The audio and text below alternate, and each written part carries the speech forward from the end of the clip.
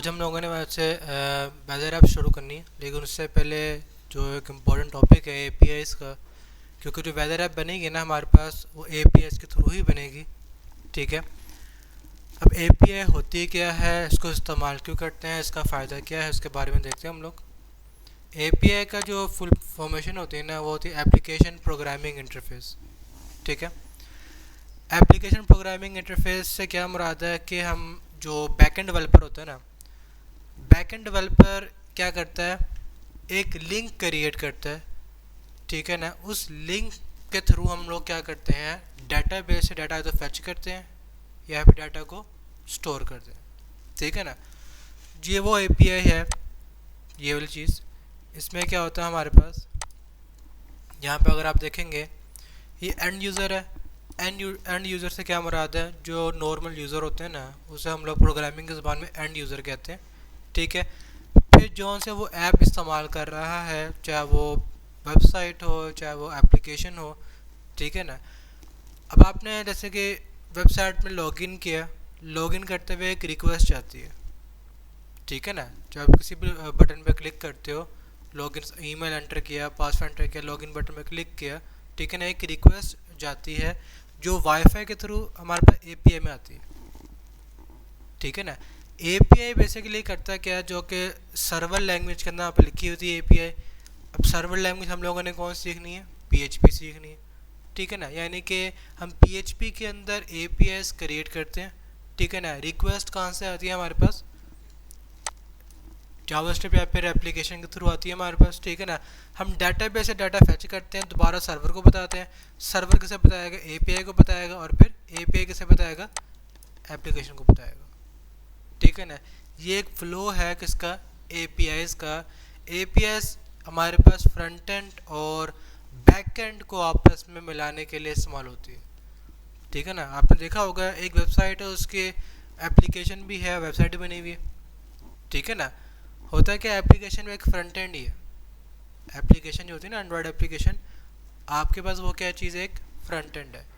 उसमें जो बैकएंड में सारा काम होता है ना, वो बैकएंड डेवलपर करता है, जो पीएचपी या फिर सी शार्प, डॉट नेट वगैरह में काम हो रहा होता है, पाइथन वगैरह में काम हो रहा होता है। ठीक है ना। वो एक अलग प्लेटफॉर्म है और फ्रंट एंड का अलग प्लेटफॉर्म होता है। ठीक है। अब एपीआई बेसिकली क्या है, एक दरमियान में लेयर्स होती हैं जो फ्रंट एंड और बैक एंड को आपस में कम्युनिकेट करवाती है। ठीक है ना। अब जैसे कि हम इस्तेमाल करेंगे यहाँ पर वेदर एपीआई इस्तेमाल करेंगे। ठीक है ना। मैंने यहाँ पर जो है ये ओपन किया हुआ है, ओपन वेदर। आप जहाँ पर चैट लिखोगे ना, अगर वेदर एपीआई का लिख लो तो इस तरह करके वेदर एपीआई एंटर करोगे, शुरू में ही हमें ये रिकमेंडेशन आई थी, ये वाली। आप इसी में चले जाओ। ठीक है। इस टाइप की वेबसाइट आ जाएगी, आप लोगों ने इसमें साइन इन करना है। पहले साइन अप होगा आप लोगों का, साइन अप करोगे ना, मेरे तो यहाँ पर साइन इन हुआ है। ठीक है ना। साइन इन करोगे, आपके पास फिर एक आएगी एपीआई की। ठीक है ना। ये एक एपीआई की क्या होती है, ये एक ऐसी चाबी है, ठीक है ना, जिससे इनको मालूम होता है कि ये डाटा कहाँ पे यूज़ हो रहा है। ठीक है ना। जैसे कि सबकी अपनी ईमेल होती है। ठीक है ना। गूगल वालों को पता है ये ईमेल इस बंदे के पास अभी यूज़ हो रही है, इस नंबर पर रजिस्टर हुई है। ठीक है ना। अब यहाँ पे की क्या, आपका नंबर है, नंबर से पता लगा सकते हैं आपकी सारी इन्फॉर्मेशन वगैरह, कि आप किस मुल्क में रहते हो, आपका सीएनआईसी कार्ड नंबर क्या है, यानी कि फुल डाटा निकाल सकते हैं वो लोग। ठीक है ना। तो सेम एपीआई की भी यहाँ पर वही चीज़ है।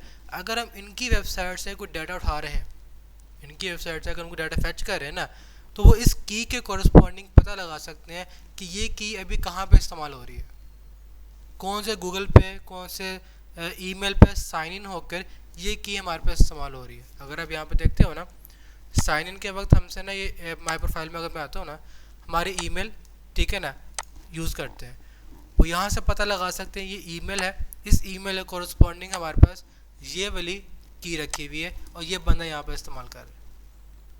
ठीक है ना। ये आप कह सकते हो एंट्री पॉइंट है इस वेबसाइट का। इसके बगैर, इस की के बगैर भी इस वेबसाइट का कोई भी डाटा नहीं निकाल सकता। ठीक है ना। अब यहाँ पर हमें कैसे मालूम होगा कि हम कौन सा डाटा निकाल सकते हैं। ठीक है। वो हमें देते हैं, एक यहाँ पर लिखा ना एपीआई, ये लिखा हुआ है। ठीक है। मैं यहाँ पर आता हूँ, ये बेसिकली यहाँ पर डॉक्यूमेंटेशन होती है। आप याद रखना आप लोगों ने, जब भी कोई भी अपनी वेबसाइट की एपीआई देते हैं ना, उसकी डॉक्यूमेंटेशन लाजमी होती है कि इस एपीआई को कैसे यूज़ करना है। ठीक है, जब आप उसको साइन अप करोगे ना, साइन अप करने के बाद आपके पास वैसे कुछ ईमेल्स आएंगी। ठीक है ना, जीमेल पे ना यहाँ पर अगर मैं यहाँ पर लिखता हूँ ना वेदर, ठीक है ना, यहाँ पर वेदर एपीआई की हमारे पास कुछ जीमेल्स वगैरह आएंगे, एक कंफर्मेशन मैसेज आएगा। ठीक है ना, और एक और ईमेल आएगी, उसमें आपके एपीआई की लिखी हुई होगी। ठीक है ना, और इस टाइप का एक लिंक मौजूद होगा ये वाला। ठीक है ना, इस लिंक को साइड में ओपन करोगे, इसमें यहाँ पर सारा का सारा डाटा शो हो जाएगा ये वाला। ठीक है ना, ये बेसिकली मैंने यहाँ पे एक्सटेंशन की हुई है जेसन वियर, जिसकी वजह से ये शो हो रहा है इस ट्रैक का। मे भी आपको जो है ये चीज़ ट्रैक करके शो हो। अगर मैं इसको अभी ऑफ कर दूँ, ठीक है ना, यहाँ पे रिफ्रेश करता हूँ, अभी कुछ टाइप का शो होगा। ठीक है ना, जैसे ही मैं ये वाली एक्सटेंशन ओपन करूँगा ना, मैं जेसन व्यूअर नाम है इसका। ठीक है, इसे मैंने ऑन कर दिया, यहाँ पे आकर रिफ्रेश कर दूंगा, अभी यहाँ पे जो कुछ स्टेप को शो कर देगा। ठीक है ना, इसमें हमें प्रॉपर डाटा शो कर देगा कि वहाँ पर कीज़ क्या आ रही हैं, उस की कॉरस्पॉन्डिंग कौन सा डाटा इसके अंदर आ रहा है। ठीक है ना, अभी डाटा कहाँ से आ रहा है? ये डाटा आ रहा है हमारे पास ओपन वेदर एपीआई से आ रहा है, इनकी वेबसाइट से आ रहा है। ठीक है ना, ये लिंक आपको बता दिए मैंने कहाँ मौजूद होगा, आपके जीमेल मौजूद होगा, या फिर अगर आप यहाँ पर आते हो ना, उनके वेबसाइट पर आते हो, यहाँ पर आपने आना करंट वेदर डाटा भी आना है। ठीक है ना, सारी बात हमने करंट वेदर डाटा की लोकेशन फाइंड आउट करनी है ना, कि अभी क्या वेदर चल रहा है क्या नहीं चल रहा है। ये भी फ्री वर्जन है, फ्री वर्जन में इतना एक्यूरेटली नहीं होगा। ठीक है ना, इसका पेड वर्जन भी होता है, उसमें फुल एक्यूरेटली सारा काम होता है। ठीक है, लेकिन आप लोगों ने इसका फ्री वर्जन इस्तेमाल करना है। यहाँ पर लिखा एपीआई डॉक, इसके ऊपर क्लिक करें। अब यहाँ पर देख रहे हैं हमारे पास उन्होंने क्या है, ये लिंक है। ठीक है ना, इस लिंक के अंदर क्वेश्चन मार्क के पास पैरामीटर बने हुए हैं ये वाले। अगर आपको याद हो, ये पैरामीटर हम लोगों ने फॉर्म टैग के अंदर पढ़े थे कि ये चीज़ कैसे बनती है, ये चीज़ कैसे इस्तेमाल होती है। ठीक है ना, यहाँ से लेके यहाँ तक एक प्रॉपर लिंक है। इसके बाद हमारे पास आ रहे हैं क्यूरी पैरामीटर आ रहे हैं। कितने पैरामीटर? लेट, लॉन्ग और ऐप आईडी। ऐप आईडी में बेसिकली हमारे पास क्या आएगी, एपीआई की आएगी, और लेट में क्या आएगा हमारे पास, लैटिट्यूड आएगा, और लॉन्ग में क्या आएगा हमारे पास, लॉन्गिट्यूड आएगा। ठीक है ना, यहाँ पे बताया हुआ भी ये चीज़ें यहाँ पर रिक्वायर्ड हैं। ठीक है ना, और यहाँ पे एक एक्स्ट्रा पैरामीटर यूनिट वगैरह ये चीज़ें हमारे पास क्या है, ऑप्शनल है। ठीक है ना, अभी हम लोग यहाँ पर जो टेस्टिंग कर रहे हैं वो है हमारे पास, देखिए यहाँ पर उन्होंने टेस्ट करके भी दिखाया हुआ है।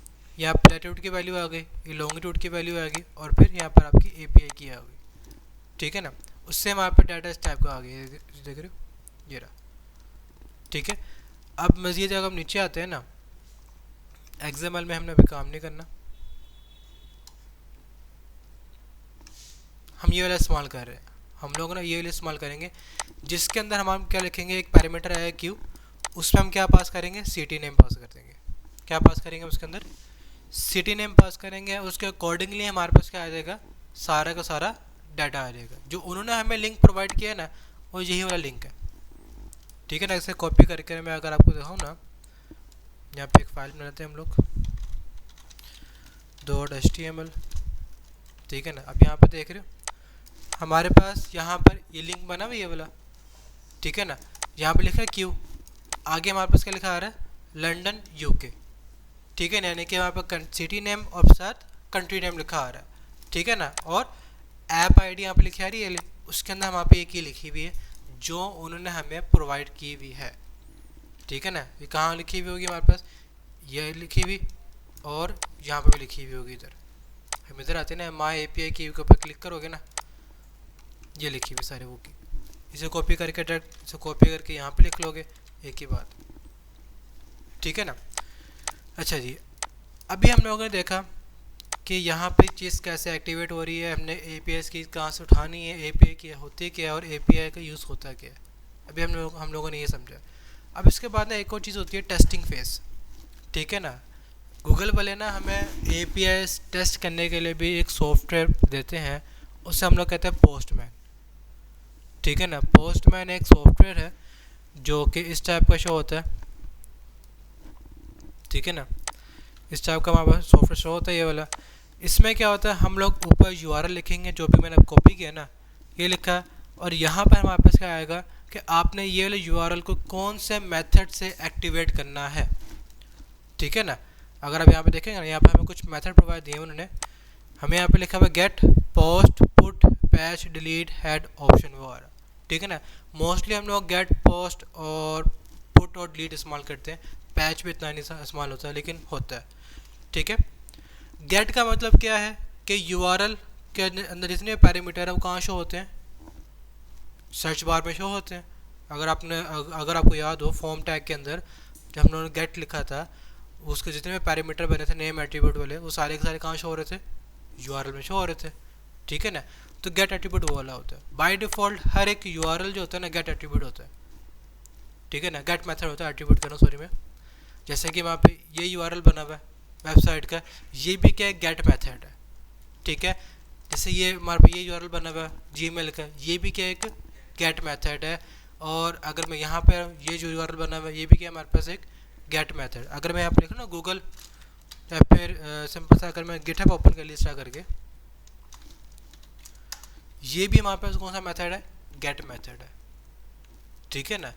पोस्ट मेथड कब करते हैं हम लोग, जब हमने कोई डाटा यहाँ पर सबमिट करना हो, फॉर्म से सबमिट करना हो ना, तो फिर हम इस्तेमाल करते हैं post method. Get method by default होता है, और उन्होंने कहा भी कि भी आप इसको गेट मेथड से ही इस्तेमाल कर सकते हो।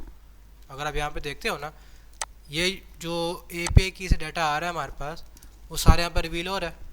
ठीक है ना। कहाँ पे लिखने से, यहाँ पे एंटर करने से। ठीक है ना। इसका मतलब क्या है, हम इसको गेट मेथड से भी इस्तेमाल कर सकते हैं। बकायदा उन्होंने डॉक्यूमेंटेशन में भी लिखा हुआ होगा कि हम इस चीज़ को गेट मेथड से इस्तेमाल कर सकते हैं। अगर आप यहाँ पे कभी ढूंढोगे ना, वो यहाँ पे आपको बता देंगे। ठीक है।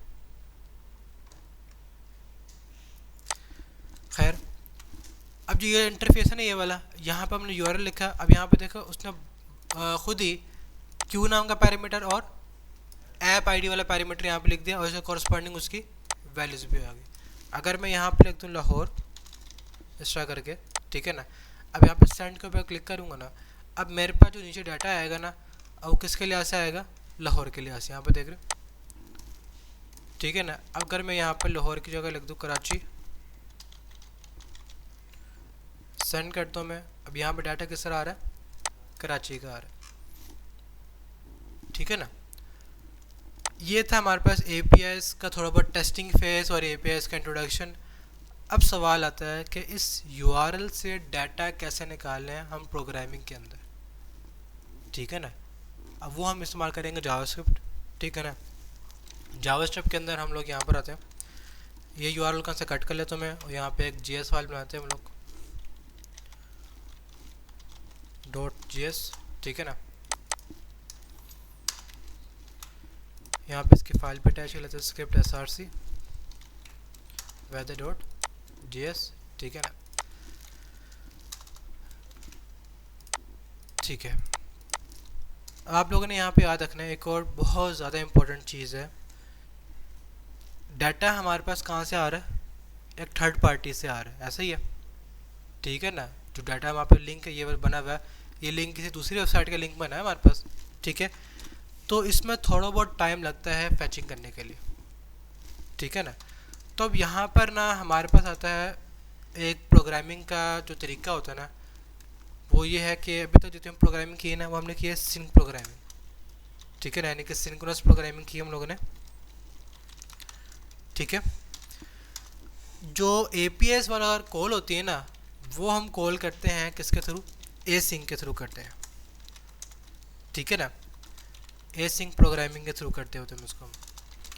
सिंक प्रोग्रामिंग क्या होती है कि जब तक एक चीज़ कंप्लीट नहीं होती, तब तक दूसरी चीज़ यहाँ पर स्टार्ट नहीं होगी।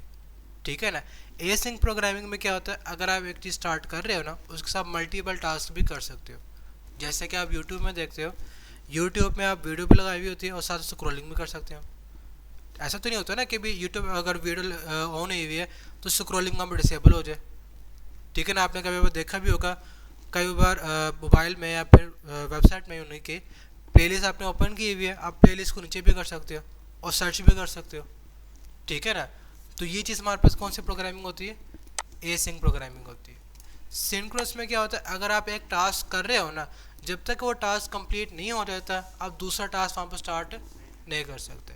बिन दोनों में ये फ़र्क है, ठीक है ना। तो एपीआई कॉल होती है हमारे पे एसिंक प्रोग्रामिंग के अंदर। तो एसिंक प्रोग्रामिंग में हम लोग ऐसा करते हैं, एक एनोनिमस फंक्शन यहाँ पे बनाता हूँ मैं, ठीक है ना, फॉर टेस्टिंग पर्पस। ऐसा करके मैंने एक एनोनिमस फंक्शन बना दिया, ठीक है। और इस फंक्शन को ना मैं यहाँ पर बना दूंगा एसिंक। यहाँ पे क्या लिखते हैं मैंने, एसिंक। अब यह फंक्शन क्या बन गया हमारे पास, एक एसिंक फंक्शन बन गया, ठीक है। अब यहाँ पर मैं क्या करूँगा, एक वेरिएबल बनाते हैं यूआरएल का, ठीक है ना। और इस पूरे यूआरएल को मैंने यहाँ से कॉपी करना है और उसको मैंने इसके अंदर बैक टिक के अंदर रखे हुए सेव कर दूंगा, ताकि आता स्ट्रिंग टेम्पलेट के तौर पर उसको इस्तेमाल करूँ, ठीक है ना।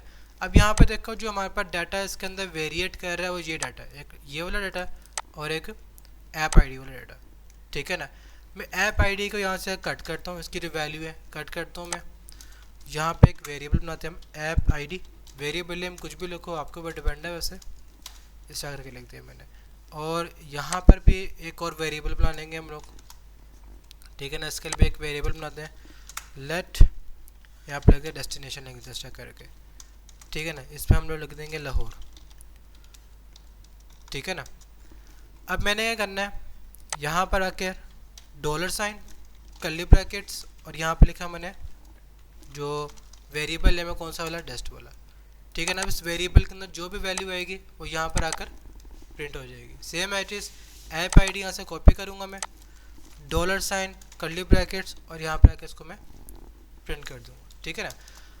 एक यूआरएल तो बन गया हमारे पास। अभी हम लोगों ने इस यूआरएल को एक्टिवेट नहीं किया, अभी हमने एक यूआरएल बना के उसको एक वेरिएबल में सेव किया है। कौन सा वाले वेरिएबल में, यूआरएल नाम के वेरिएबल में। अब इसको एक्टिवेट करना है, उसको एक्टिवेट करने के लिए यहाँ पे एक और न्यू वेरिएबल बनाता हूँ मैं। हम ऐसा करते हैं, यहाँ पर डाटा नाम का वेरिएबल बनाते हैं, ठीक है ना। उसमें लिखूँगा अवेट फैच फंक्शन, ठीक है ना। मैंने यहाँ पे लिखा अवेट फैच फंक्शन। अवेट का मतलब होता है एसिंक अवेट, ठीक है ना। एसिंक, ए से यहाँ पर ए का मतलब यहाँ पर है एसिंक, उसके बाद फिर वेट। जब तक ये प्रोग्रामिंग चल रही है तब तक यहाँ पे क्या रहो, वेट करो यहाँ पर, ठीक है ना। और इसके अंदर मैं पास कर दूंगा मैं यूआरएल को। इसके अंदर मैंने क्या पास कर दिया, यूआरएल पास कर दिया। अब ये फंक्शन क्या करेगा, फैच फंक्शन ऑटोमेटिकली इस यूआरएल को एक्टिवेट करेगा। इसमें से जो डाटा आएगा ना वो उसको फैच करेगा, ठीक है ना। किस में सेव कर देगा, डाटा नाम के वेरिएबल में सेव कर देगा, ठीक है ना।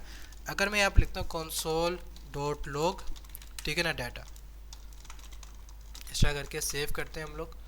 और हम लोग यहाँ पर इसको ओपन करके देखते हैं।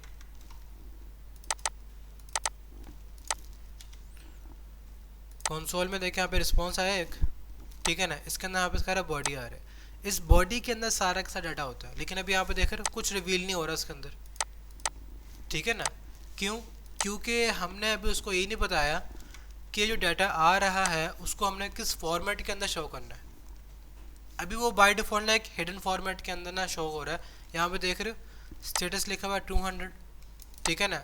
यूआरएल कौन सा एक्टिवेट हुआ, ये वाला एक्टिवेट हुआ, ठीक है ना। इस यूआरएल से यहाँ पर एक्टिवेशन हुई, ये रिक्वेस्ट गई है और स्टेटस क्या आ गया, यहाँ पर 200 आ गया।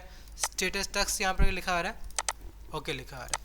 200 का मतलब होता है कि हमारे पर लिंक एक्टिवेट हो चुका है और इसका रिस्पॉन्स भी ओके है, ठीक है ना। 200 का मतलब यहाँ पर ये होता है।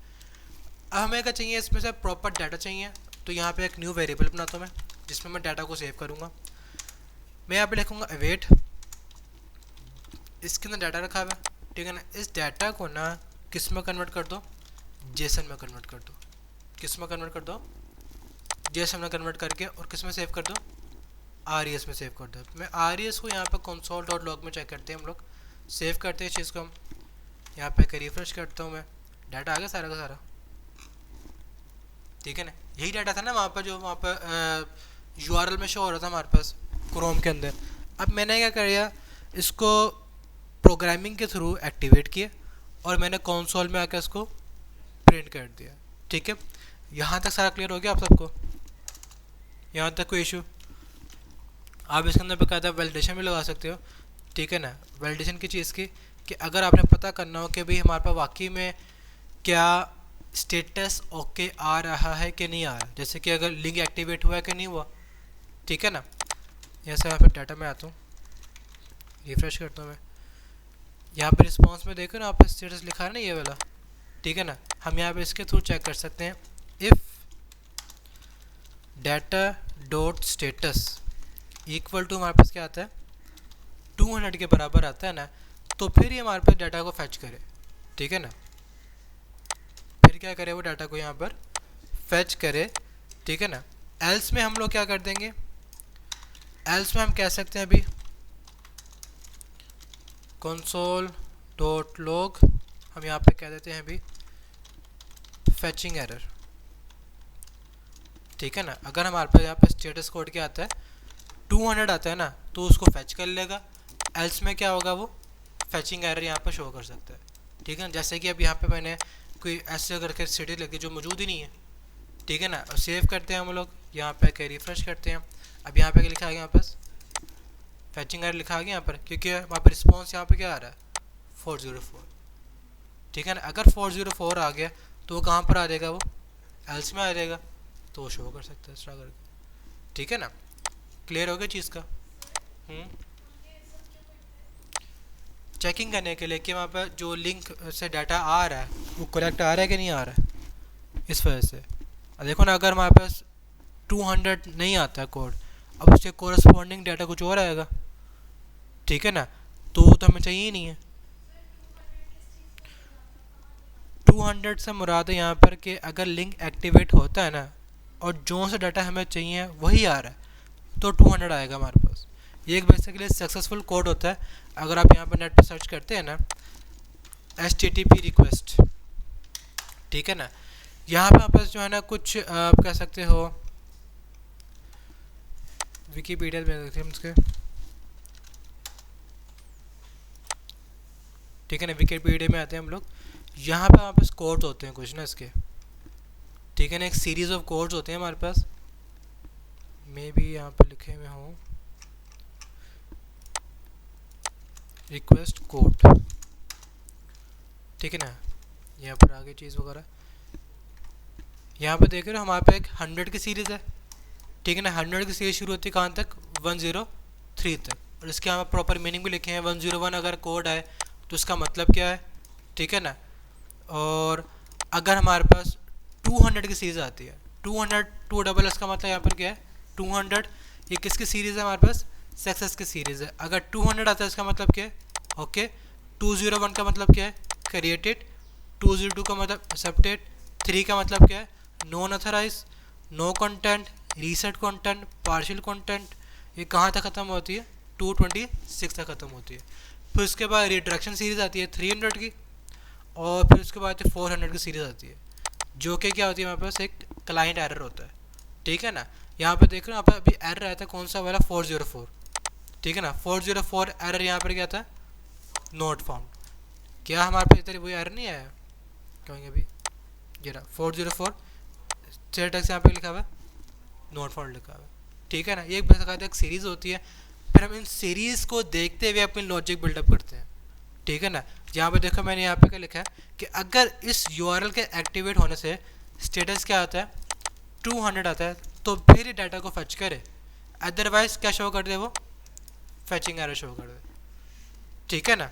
ये वो चीज़ है हमारे पास। क्लियर होगा चीज़ का, यहाँ तक कोई इशू। अब यहाँ तक समझ में आ गया कि स्टेटस एरर क्या होता है, लिंक कैसे एक्टिवेट करना है, फैच फंक्शन क्या होता है, और एसिंक प्रोग्रामिंग क्या होती है, ठीक है।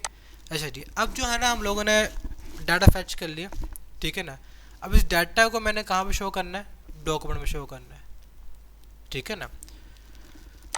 उसके लिए हम लोग ऐसा करते हैं, अभी मैं यहाँ पे इफ एल्स इस्तेमाल नहीं करूँगा क्योंकि ये चीज़ थोड़ी बहुत मे भी कन्फ्यूजिंग आपको करे, ठीक है ना। इसको भी ऐसे रहने दूंगा मैं, और सिंपल सा इसको यहाँ से कॉपी करके ना यहाँ पे पेस्ट कर दूंगा मैं, ठीक है ना, ताकि ये चीज़ आपको कंफ्यूज ना करे कि ये चीज़ वहाँ पे इफ़ में क्या काम हो रहा है, एल्स में क्या काम हो रहा है, ठीक है ना। ये चीज़ आपको तब समझ में आएंगी जब इसे खुद से परफॉर्म करोगे, ठीक है। अभी मैंने यहाँ पर क्या किया, URL को एक्टिवेट किया। URL को एक्टिवेट करने के बाद उसमें डाटा को मैंने फैच करके इसमें सेव कर दिया, ठीक है ना। अगर मैं यहाँ पर console.log res करूँगा ना एक्स्ट्रा करके, मेरे पास पूरी की पूरी ये अरे आ जाएगी, ये वाली ऑब्जेक्ट आ जाएगा। अभी मेरे पास नहीं आएगा क्योंकि मैंने यहाँ पे लिखा हुआ ये चीज़, ठीक है ना। आप सेव करते हैं चीज़ को, यहाँ पे आकर रिफ्रेश करते हैं, सिंटेक्स सारे की चीज़ का भी, हाँ ठीक है,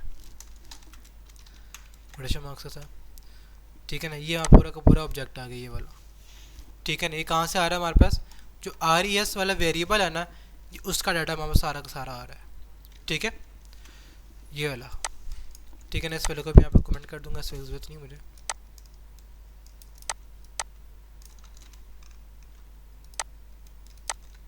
अच्छा जी, ठीक है ना, क्लियर होगा चीज़ का।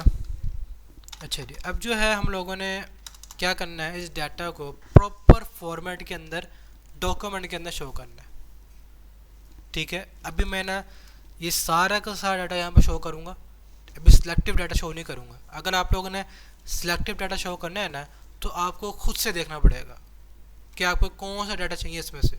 जैसे कि मुझे इसमें से चाहिए नेम चाहिए, ठीक है ना। अगर आप लोगों ने यहाँ पे क्या शो करना हो, नेम शो करना हो, ठीक है ना, तो यहाँ पे मैं लिख दूंगा अभी के लिए डॉक्यूमेंट डॉट राइट, ठीक है ना। RES में से डॉट नेम निकाल दो, RES में से क्या निकाल के, तो मुझे नेम निकाल दो, सेव।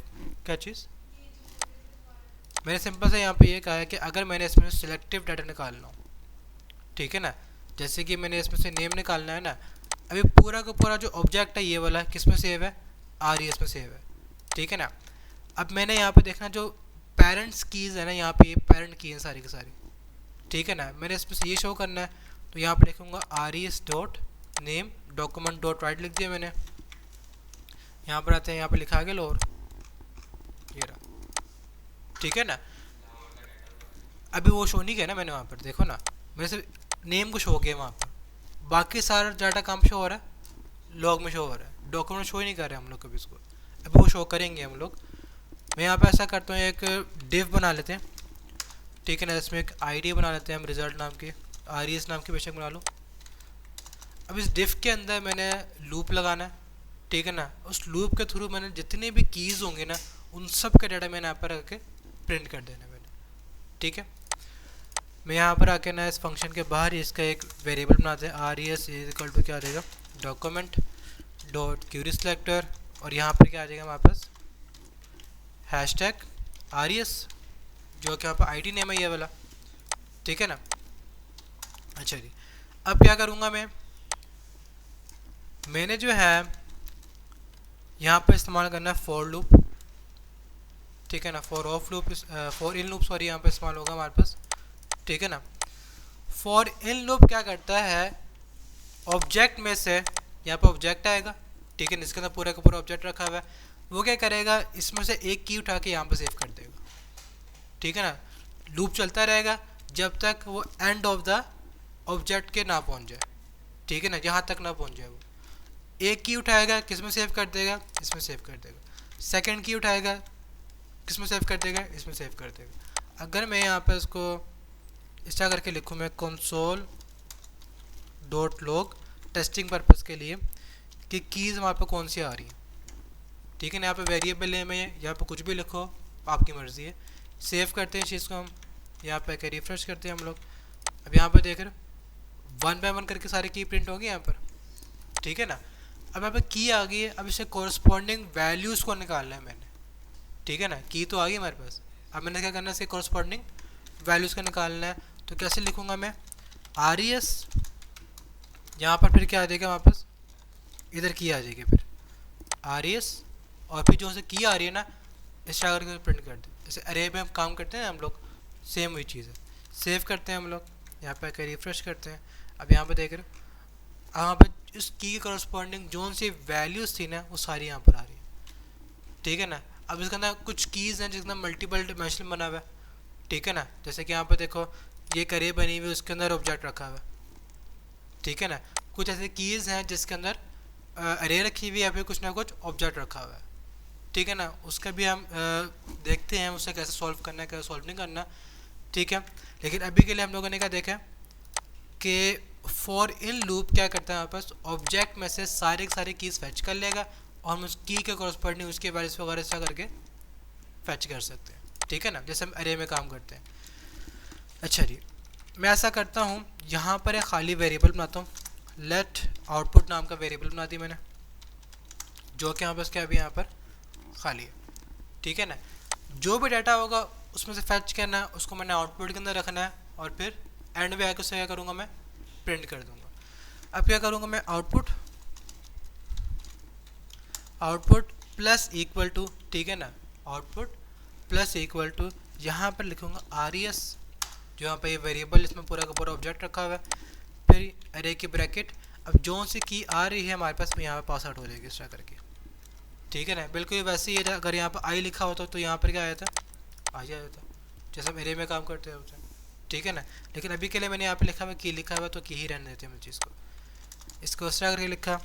और एंड में क्या लिखूँगा मैं, RES, ठीक है, सॉरी RES नहीं, यहाँ पर दो वेरिएबल बन जाएंगे, वरना यहाँ पर लिखते हैं रिजल्ट, एक ये भी तो वेरिएबल है ना RES वाला, ठीक है, तो एरर आता है हमारे पास, RES result is equal to क्या आता है हमारे पास, तो result dot inner HTML equal to क्या आता है फिर आउटपुट।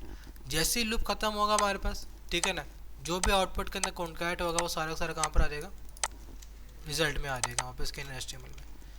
यहाँ पे आके मैं रिफ्रेश करता हूँ मैं, ठीक है ना। अब यहाँ पे देख रहे हो अब ये कुछ इस टाइप का शो हो रहा है, ठीक है ना। हम ऐसा करते हैं, इसके साथ BR टैग भी लगाते हैं, इसको मैं रख देता हूँ बैकटिक के अंदर, ठीक है ना। अगर हम यहाँ पे स्ट्रिंग टेम्पलेट इस्तेमाल कर रहे हैं तो हम इसको स्ट्रक करके लिखेंगे फिर, और यहाँ पर क्या आ जाएगा फिर BR टैग आ जाएगा, कि हर एक की के बाद क्या हो, BR टैग आ जाए।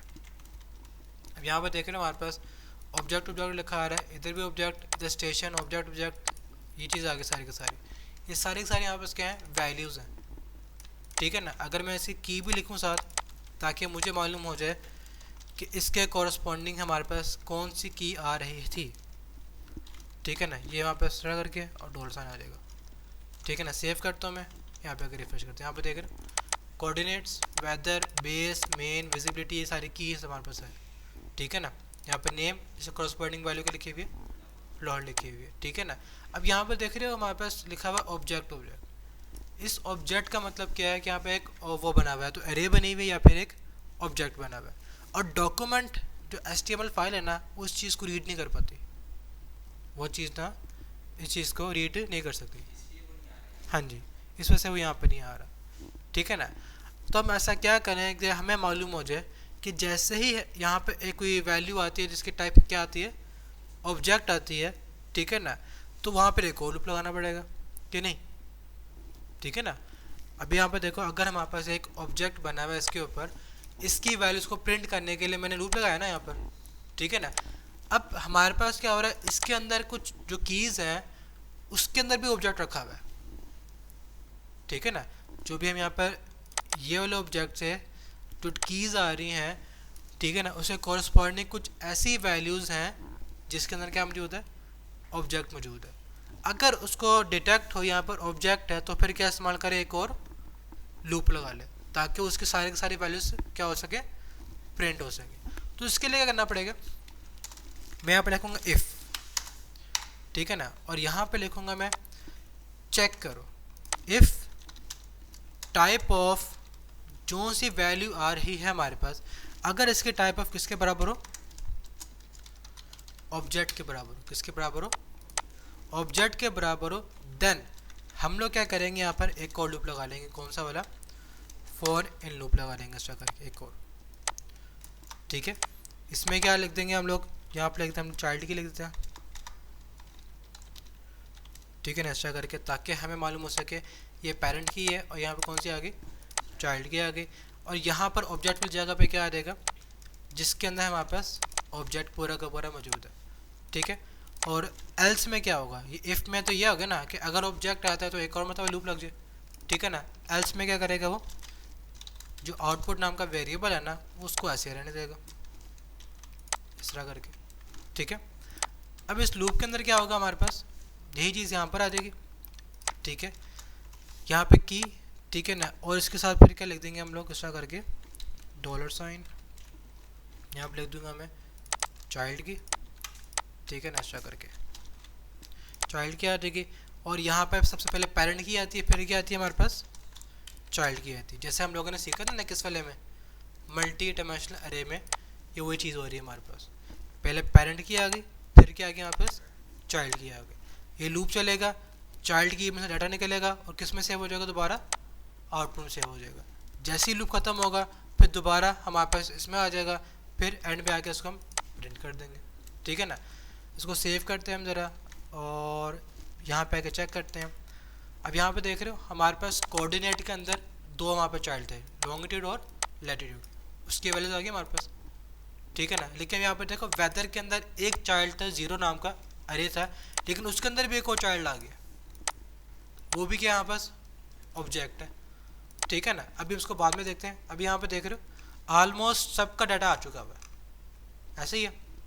ठीक है ना, यहाँ पे देख रहे हो यहाँ पर सारा का सारा डाटा हमारे पास आ चुका हुआ है। ये पेरेंट की है, ये चाइल्ड की आ गई, पेरेंट की चाइल्ड की। अब सोच रहे कैसे प्रिंट हुआ, मैंने यहाँ पे खुद यहाँ पे लिखा हुआ है कि ये पेरेंट की लिखो, फिर कॉलन साइन, फिर चाइल्ड की। ये की कहाँ से आ रही है हमारे पास, आउटर लूप से आ रही है, और इनर लूप से कहाँ से आ रही है, चाइल्ड की आ रही है। ठीक है ना, अभी हम लोगों ने यहाँ पर एक और केस देखा है कि जो चाइल्ड की है 0 वाली, उसके अंदर एक और क्या मौजूद है, ऑब्जेक्ट मौजूद है, फिर अरे मौजूद है। तो क्या करेंगे हम लोग यहाँ पर, इसकी जो ये लूप है ना, ये लूप, ठीक है ना, हम इसमें भी क्या करेंगे, एक और मरतबा चेक लगा देंगे ये चीज़, इफ़ टाइप ऑफ जोन सा हमारे पास ये की आ रही है, ठीक है ना, ये वाली ये जो वैल्यू आ रही है, अगर ये किसके बराबर हो, ऑब्जेक्ट के बराबर हो, ठीक है ना, देन क्या करेंगे हम लोग यहाँ पर एक और मरतबा फॉर इन लूप लगा देंगे। ठीक है ना, अब फॉर इन लूप में हम लोग यहाँ पे लिख देंगे, हम यहाँ पे लिख देते अभी सब चाइल्ड की। ठीक है ना, चाइल्ड की भी की चाइल्ड की। ठीक है ना, ये चीज़ आ जाएगी, और ये चीज़ कहाँ पर आ जाएगी हमारे पास, लूप के अंदर आ जाएगी। ठीक है, फिर हम क्या करेंगे, इतने ऐसे हो गए यहाँ पे, इसको हम किस में लिखेंगे, एल्स में लिखेंगे। ठीक है ना, यहाँ पर आ जाएगा। और फोर लूप में क्या आ जाएगा हमारे पास, एक्स्ट्रा करके मैं एक और यू लिखूँगा, फिर डॉलर साइन कर्ली ब्रैकेट्स यहाँ पर आ जाएगा सब चाइल्ड की, ताकि हमें मालूम हो सके कि जो सब चाइल्ड की आ रही है वो क्या थी हमारे पास। ठीक है, और इधर क्या आ जाएगी हमारे पास, इधर भी आ जाएगा सब चाइल्ड की, पेरेंट की चाइल्ड की, फिर सब चाइल्ड की में आ जाएगा। ठीक है ना, सेव करते हैं हम चीज़ को। अब यहाँ पे रिफ्रेश करते हैं हम लोग। अब यहाँ पे देख रहे हो 0 में से आईडी में गया, ये आ गया, 0 में से मेन में गया, स्मोक आ गया, 0 में से इसमें गया, ये आ गया, 0 में से आइकॉन में गया, ये चीज़ आ गई। इस तरह करके हम लोगों ने सारा का सारा डाटा यहाँ पर आके प्रिंट कर लिया। ठीक है ना, यानी कि लूप्स के अंदर से लूप लगा लिए। ठीक है ना, अच्छा जी, अभी हम लोगों ने ये तो काम कर लिया। ठीक है, लेकिन अब इसके अंदर एक काम रहता है, वो क्या है, ये डाटा यहाँ पे क्या कांस्टेंट है, सही है। अगर हम चाहते हैं कि भाई मैं इनपुट टैग बनाऊँ, वैल्यू उसको दूँ, वहाँ पे लिखूँ, उससे कॉरस्पॉन्डिंग मेरे पास डाटा है क्या नहीं, जिसके मैं लाहौर लिखा लाहौर का डाटा आ जाए, कराची लिखूँ तो कराची का डाटा आ जाए, इस्लामाबाद लिखूँ तो इस्लामाबाद का डाटा आ जाए। ठीक है ना, फिर किसी भी कंट्री या सिटी का नाम लिखो, मेरा डाटा उसका आ जाए। अभी क्या है, मुझे प्रोग्राम में जाना पड़ेगा, यहाँ पर आकर मुझे लिखना पड़ेगा, तो फिर वापस क्या होगा, सारा का सारा डाटा आएगा। ठीक है ना, तो इस चीज़ को ठीक करने के लिए ना हम बताओ क्या करेंगे, बाहर एक बना देंगे इनपुट टैग, इधर ही बना दूंगा मैं इनपुट टैग, ज़्यादा जावा से इस्तेमाल नहीं करूँगा, क्योंकि ये चीज़ हम पहले कर चुके हैं, मैं टू ऐप और उसके अंदर क्विज ऐप के अंदर। ठीक है ना, इनपुट टैग बना यहाँ पर, और यहाँ पर ऐसा करूँगा मैं उसको एंटर के दबाने पे करता हूँ। ठीक है ना, कि जब मैं क्या करूँ, एंटर के ऊपर प्रेस करूँगा ना, तो फिर क्या होगा, हमारे पास डाटा आ जाएगा, बटन में नहीं करूँगा मैं। ठीक है, मैं इसके ऊपर एक आईडी बना देता हूँ, मैं आईडी सर्च नाम का आईडी बन गई। ठीक है, यहाँ पर आके इसका सेलेक्टर बन जाएगा फिर।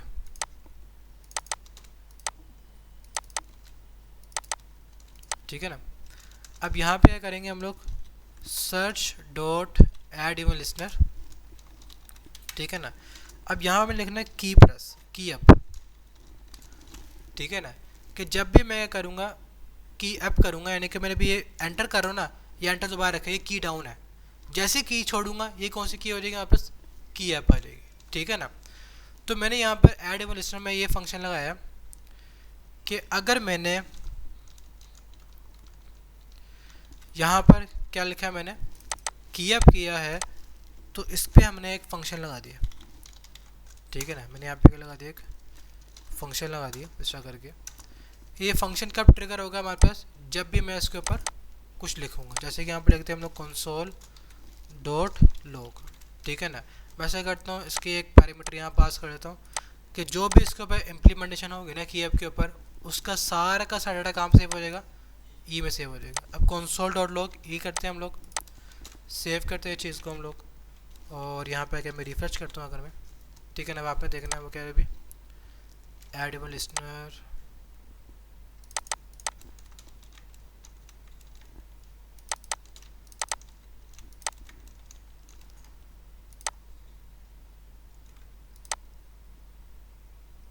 आई थिंक सो ब्रैकेट से मसला आ रहा है।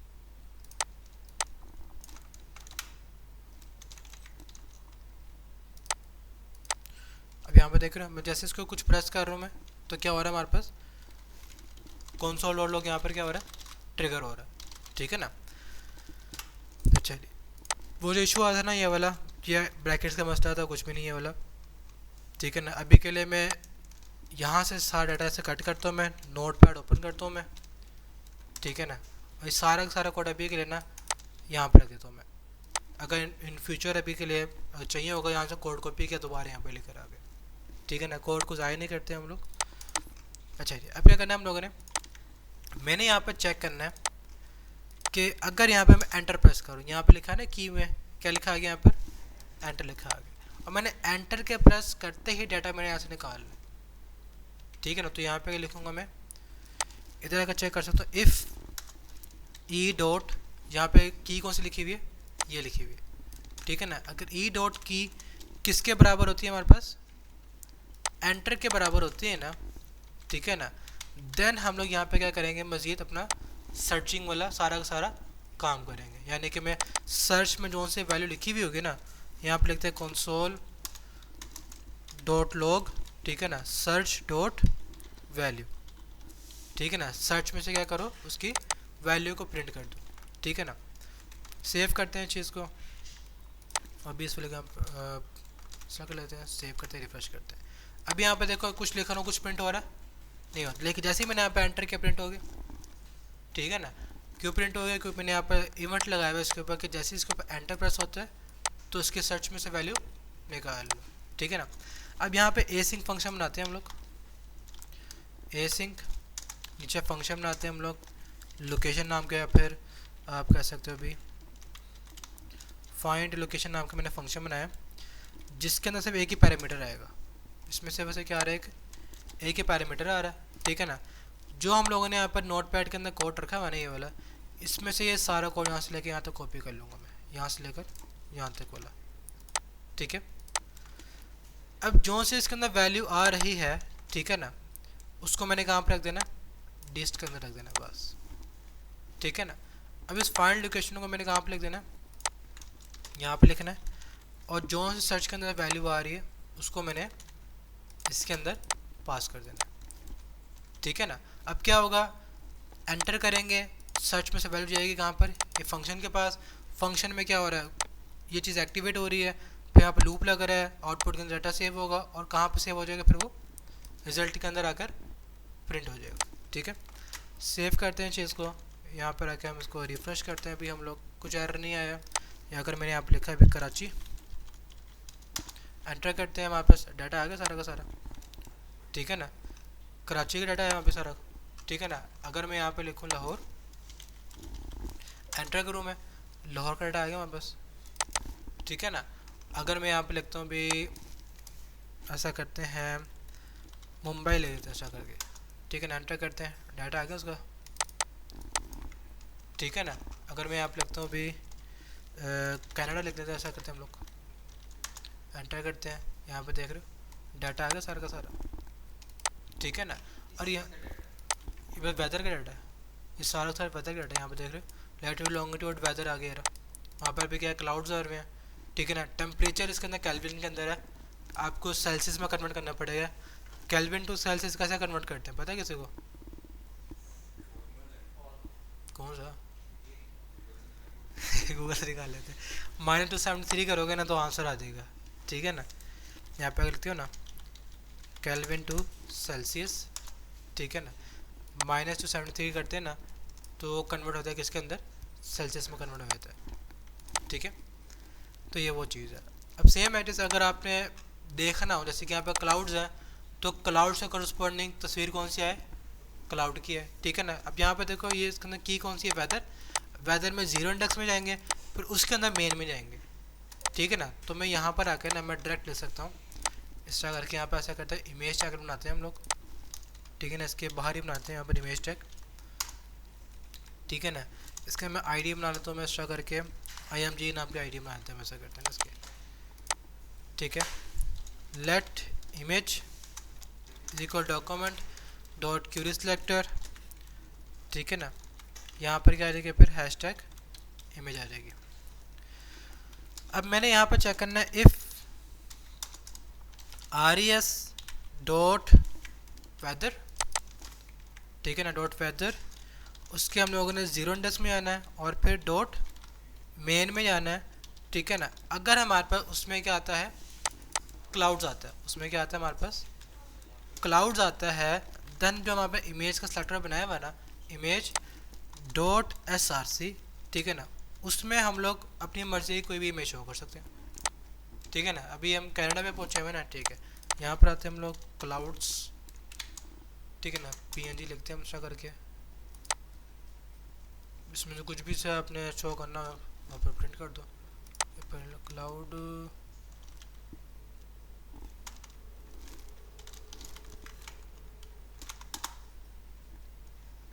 ठीक है ना, हम ऐसा करते हैं, ये पकड़ लेते हैं इमेज, ठीक है।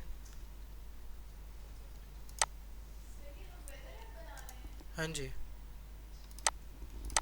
ये लिंक कॉपी किया मैंने यहाँ से, और जैसे ही हमें मालूम होगा ना कि अगर वेदर में जो मेन है उसमें क्या आता है हमारे पास, क्लाउड्स आता है, तो इमेज की src क्या हो जाए, ये लिंक में लग जाए, ठीक है ना। सेव करते हैं हम लोग, यहाँ पर आकर मैं अगर रिफ़्रेश करते हैं ना, ठीक है ना, यहाँ पर लिख दो दोबारा से मैं कनाडा, एंटर करता हूँ मैं, यहाँ पे इमेज आ गई है वाली, ठीक है ना। अब सेम एट इज़ अगर हम देखते हैं लाहौर में हेज़ आ रहा था, आई थिंक सो, लाहौर में क्या आ रहा था हमारे पास, स्मोक आ रहा था, इसे कॉपी करता हूँ मैं, यहाँ पर आओ स्मोक इमेज, ठीक है ना, इमेजेस में चेक करते हैं हम लोग, स्मोक लिख देते हैं ना ऐसा करके,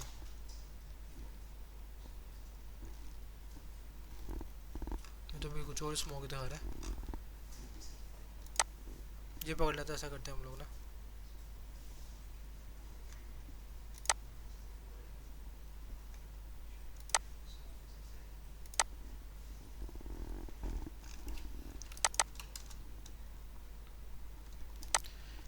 ये इमेज पकड़ लेते हैं, ऐसा करते हैं हम लोग, ठीक है ना।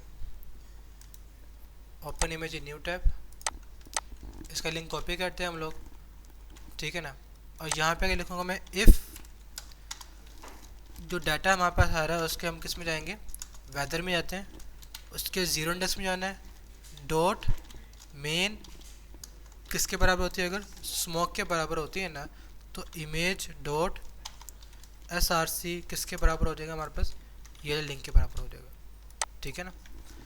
अब यहाँ पर आके हम देखते हैं इस चीज़ को, ये इसका स्पेलिंग का स्मोक है, एक बार देख लो, ठीक लिखे मैंने, बिल्कुल ठीक लिखे। रिफ्रेश करते हैं, हम यहाँ पर आते हैं लाहौर, एंटर करते हैं, अब यहाँ पे इसकी इमेज आ जाएगी पूरी की पूरी, ठीक है ना। अब बेशक इसकी जो इमेज है यहाँ से इसकी विड्थ वगैरह कंट्रोल कर सकते हो, विड्थ हम यहाँ पर लिखते हैं 200 लिख देते हैं हम लोग, हाइट यहाँ पर लिखते हैं हम लोग 200 लिख देते हैं, ठीक है। अब यहाँ पर लिखता हूँ मैं, अगर कनाडा लिखूँगा मैं, यहाँ पे क्लाउड की इमेज आ गई हमारे पास, ठीक है ना। और अगर मैं यहाँ पे लिखूँगा मैं लाहौर लिखूँगा मैं, तो यहाँ पे ये स्मोक की इमेज आ गई, ठीक है ना।